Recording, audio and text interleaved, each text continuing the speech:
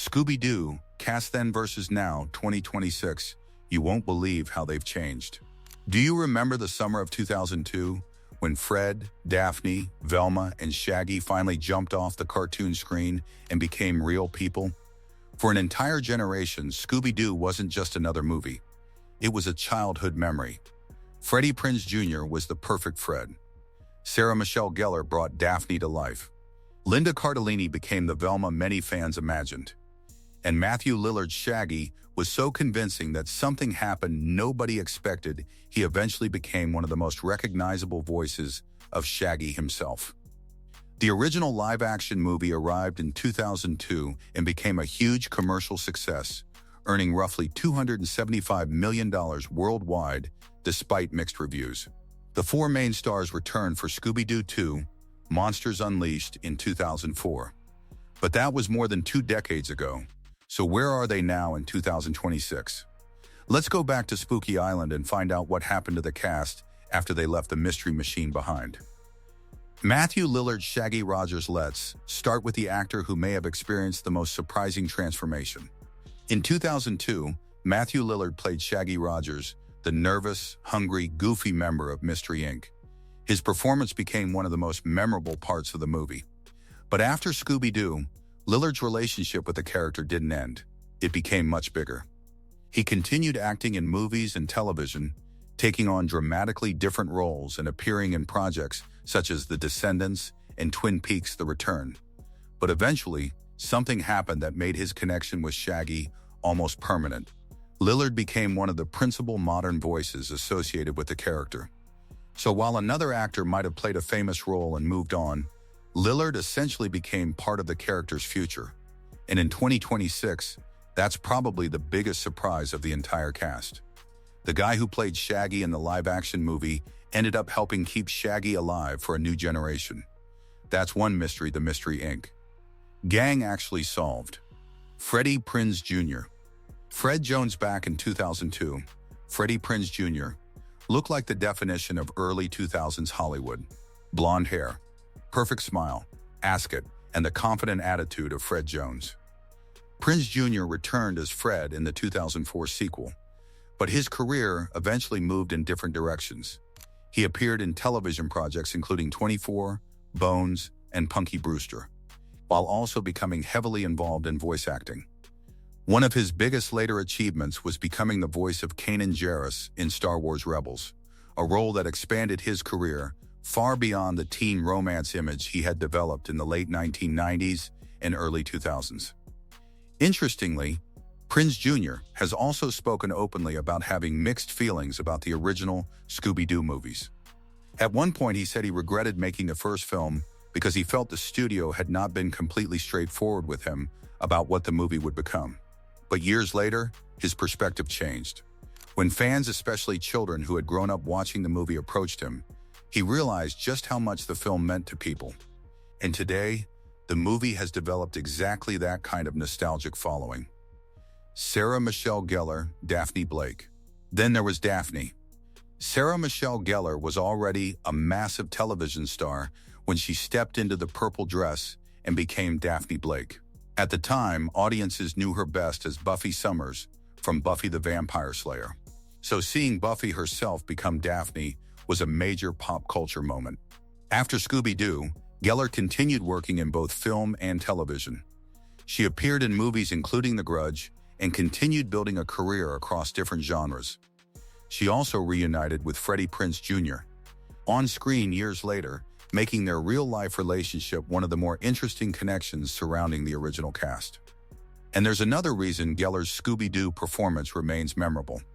The movie showed a slightly more mature version of Daphne than some fans expected, reflecting the more adult humor built into the 2002 film. More than 2 decades later, Gellar remains one of the most recognizable faces from that original cast. And yes, Daphne has changed, but that unmistakable Sarah Michelle Gellar presence is still there. Linda Cardellini, Velma Dinkley. Then came Velma. Linda Cardellini's performance might be one of the most underrated parts of the entire movie. She wasn't simply playing the smart member of the group. She made Velma feel like an actual person. And after Scooby-Doo, Cardellini's career became incredibly diverse. She landed a regular role on ER, appeared in Mad Men, Bloodline, New Girl, and Dead to Me, and built an impressive film career. Then came Marvel.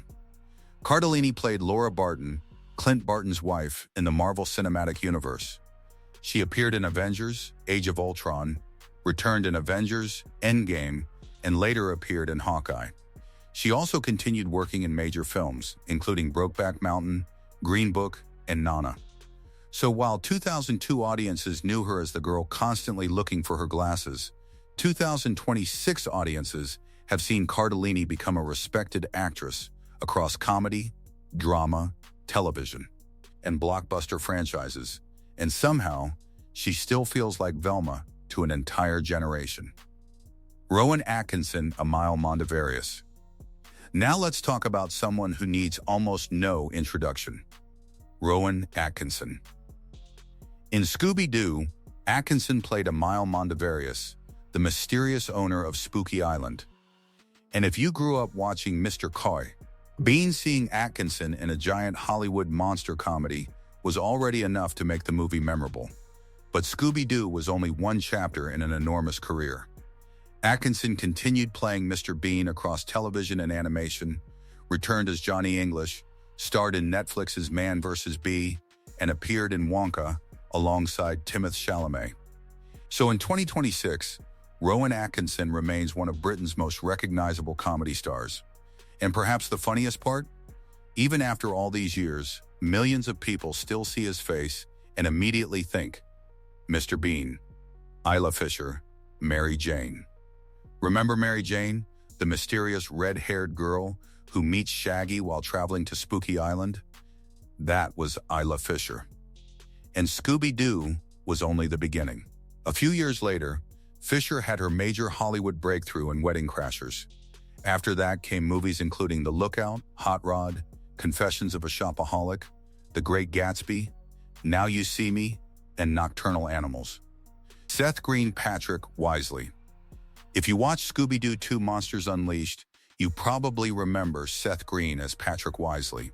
But Green's biggest legacy wasn't actually live-action acting. He became hugely recognizable as the voice of Chris Griffin on Family Guy. He also co-created Robot Chicken, the stop-motion comedy series that became a major part of his career. His voice acting career expanded even further. Peter Boyle, Old Man Wickles.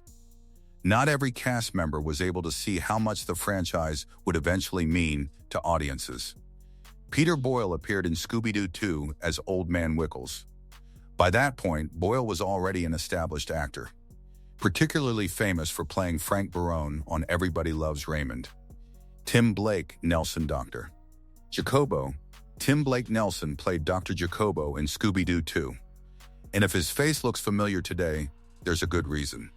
Nelson went on to become one of Hollywood's most respected character actors.